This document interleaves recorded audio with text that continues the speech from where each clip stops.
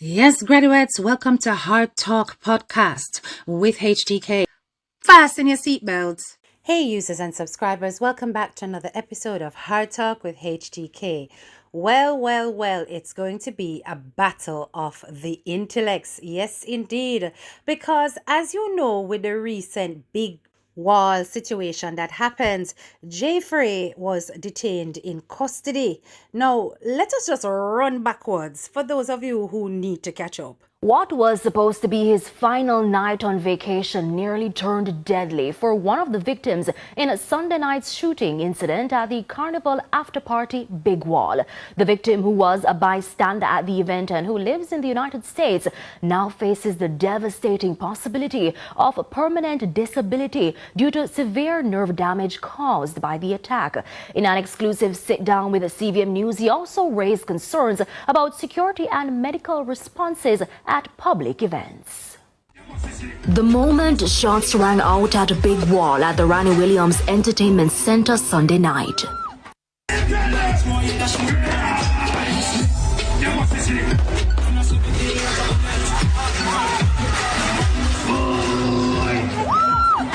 A moment 39-year-old Jeremy Watson will never forget.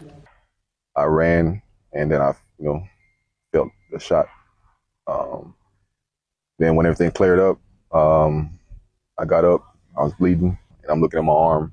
My bicep is blown out. The incident happened within 5 minutes of Jeremy and his friends' arrival to the party. He was one of 3 people shot and wounded in the incident. The second victim in the shooting incident is vlogger Jaii Richards, more popularly known as Jaii Frais. According to the police, Jaii Frais arrived at the venue and immediately went to the restroom. He was exiting the bathroom when, upon reaching the door, he was approached by a group of roughly 15 men, all alleged to be part of dancehall entertainer 450's entourage. One of the men, music producer Javel Morrison, also known as Javi Ambassador, hit Jaii Frais in the face before the other men started attacking him. Jaii Frais told police that one of his attackers then pulled a firearm and pointed it at him.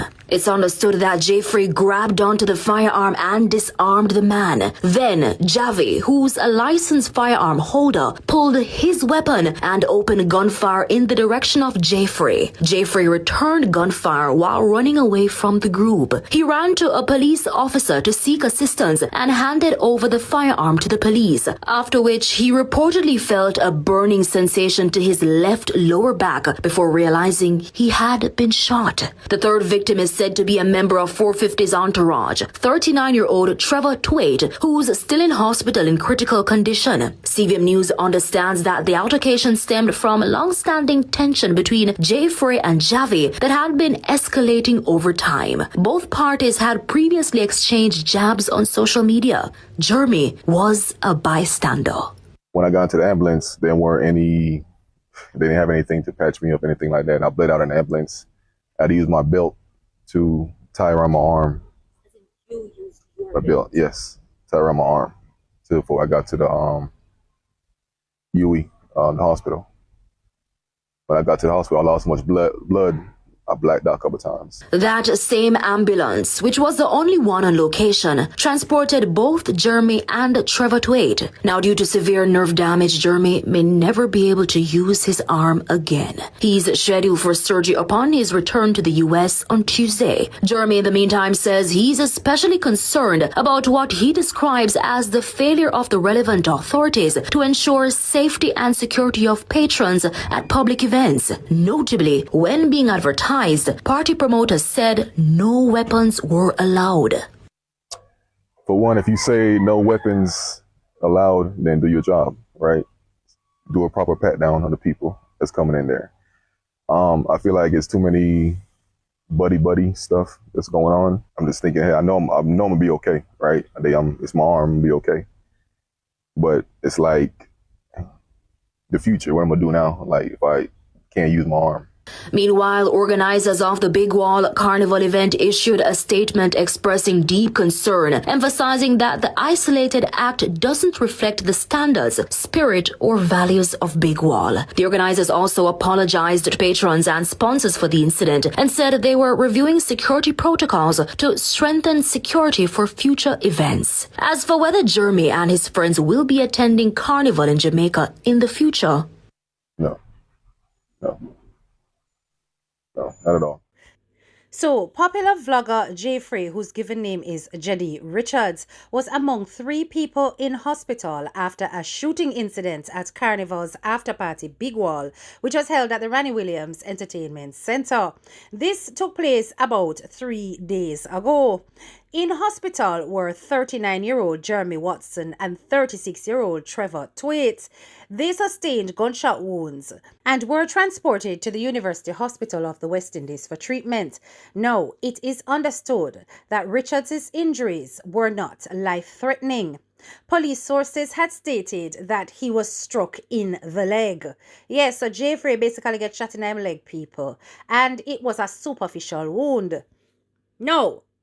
According to the reports, Jaii Frais was attacked by an entourage of man people. We are talking about 15 man drawdown on the brother. Yes, that is what is alleged. And they subsequently, or somebody in the posse, discharged a firearm, hitting at least one person. It is understood that during the situation, he, Jaii Frais, now known as Jaywick, managed to disarm somebody and return fire.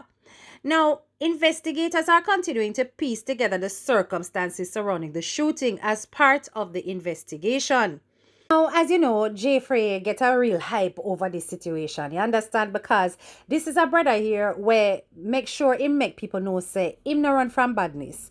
And if anybody present it to him, he is going to return the favor.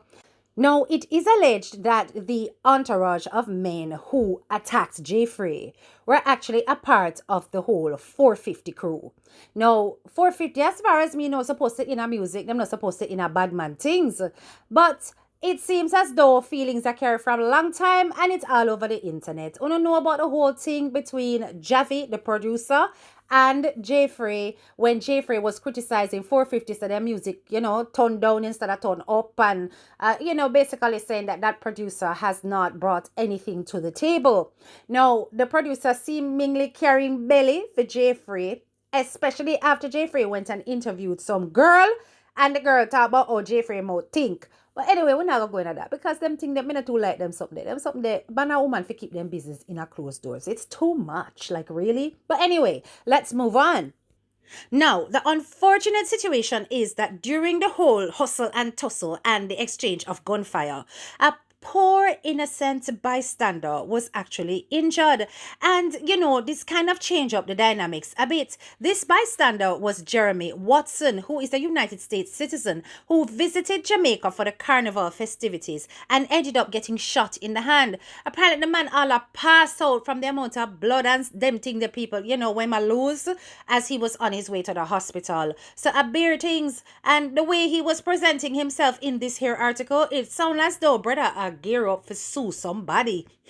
Anyway, likewise, one of the people who were shot is actually Trevor Chum Thwaite. He is a member of the 450 entourage and apparently he is in critical condition at the University Hospital of the West Indies. Now, can you imagine people yaga toilets? Right? You depend a vibe, enjoy yourself a carnival and you got toilet. And when you leave the toilet, you buck up and beer, slap and kick on box. Now, it's what kind of outer order is that? Because how could these people feel them can just put them on Jaii Frais like the Jaii Frais them picnic just because the man has an opinion. But anyway, so it says that these men pulled a firearm and pointed it at him. Jaii Frais then reportedly grabbed onto the firearm and disarmed the man, real bad man things in a people. The man take with the man pie. Yeah, take with the man pie. It is further understood that Jaii Frais says the known music producer allegedly pulled a firearm from his waist and pointed it at him. Jaii Frais also reported that the music producer allegedly opened gunfire in his direction. Jaii Frais, who had disarmed one of the men from the group and had the firearm, returned gunfire while running away from them. He then reportedly ran to the police to seek assistance and handed over the firearm to the lawman. No, at least 2 firearms were pulled during the incident, people, and not just one, Okay. A Glock 9mm pistol, which was taken from Morrison, who is reported to be a licensed firearm holder, and the other firearm, which Richards turned over to the police after allegedly disarming one of his attackers from the 450 entourage. So, remember, Morrison is the actual producer. So, Jaii Ambassador Morrison actually has a licensed firearm. So, this was one of the firearms that was turned in. The other one was the illegal weapon that Jaii Frais claims he took from the entourage, and that was handed over to the police. So say a peer bangarang this, people. Let me explain to what I mean.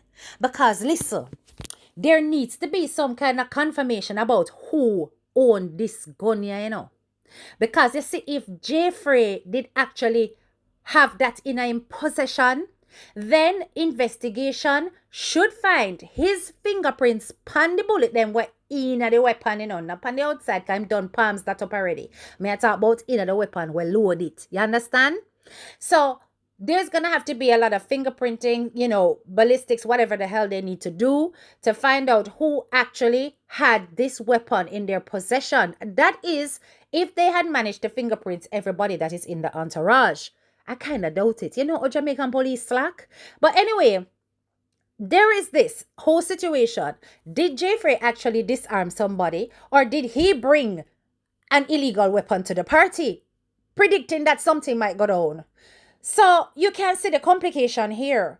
We also have an innocent bystander who has been shot, who is an American citizen. I look like, say, my girl for take big money, my loves. And then, of course, you've got somebody in critical condition in the hospital who, what if him dead? If listen, guys, if this guy passed, we're looking at a whole other level of criminal charges that can be brought to the table. So anyway, Jaii Frais and Jaii Morrison are at it head to head. Right now, we've got 2 top shutter lawyer that has been employed in order to defend their clients. We're talking about the notorious Peter Champagny. Yeah, Peter Champagny will defend all of the junk them. And of course, the one and only Isat Buchanan. Of course, Isat Buchanan is one of Jamaica's top attorneys. So we've got the clash of Isat Buchanan and Peter Champagny. Lord have mercy. This is going to get very, very interesting. Now, you can just about imagine the complications in this case, people. And the police, them are hold on pan Jaii Frais because, listen, they really need to get to the bottom of this illegal weapon. Who own what and how the shooting has so go, right? So they have decided to detain him in connection with the incident and to appear in court on Wednesday gone because they made a remand application to keep him in lockup without charge past the 48 hours that is stipulated by the law. The application itself by the police was granted and he appeared in court today. Now, there has been an update on this because basically Buchanan stated that he requested that the matter be recalled and the judge ordered that Jaii Frais be taken to the hospital to have his gunshot wound treated because lockup doesn't have the facility to treat his wound. Now, earlier today, a judge has ruled that Jaii Frais must either be charged or released by 6 p.m. today by the police. So yes, people, Isat Buchanan put on pressure upon them. You understand? And say, listen, you can't hold him in custody for so long. And you not charge the brother yet? What is going on? Now, I don't know what Champagne depending now, but Javi Morrison is still very much in custody, being detained by the police after their application for extended detention. I do not understand how it is that they have done nothing about that. So it look like say Peter Champagne can't really challenge it. So either it is that there is more weight against Javi, or Peter Champagne just not really business. I don't know. So the police are under critical pressure because they really wanted the extra time in order to investigate the situation and find out what transpired on that night, right? They're needing more time to gather the evidence, do the forensic analysis, and the examination of the weapons that were recovered after the incident. The police claim that they were fast-tracking the analysis of the weapons retrieved in the matter, as well as the evidence that may be linked, so that they can find out exactly who is guilty of what. But time is against them. And as Isat Buchanan has rightfully said, if by 6 o'clock today them not drop a charge or come up with some reasonable justification, them have to Lego the man shirt. Jaii Frais needs to walk. So Christopher Townsend did chime in on the whole situation. He is a veteran defense attorney. I was wondering if he was trying to, try get in there and hope said Jaii Frais reach out to him, but it not to work out so because Isat Buchanan just take with the whole thing. You understand? Yeah. But he did comment on the situation with regards to the self-defense argument that, may be presented in the situation with Jaii Frais.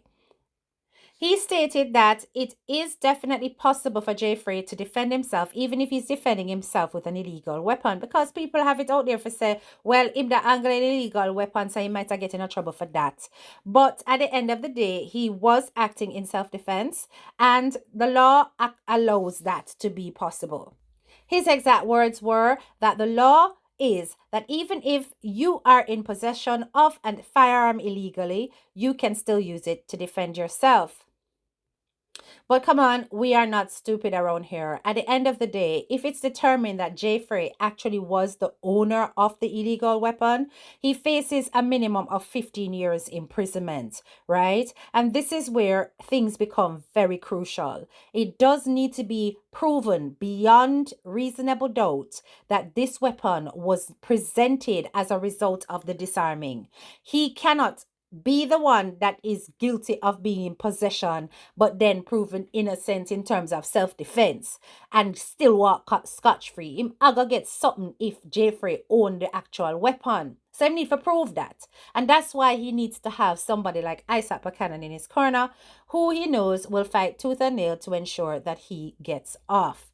Right, people? So we are going to keep looking, keep watching, keep listening to what is happening with this case.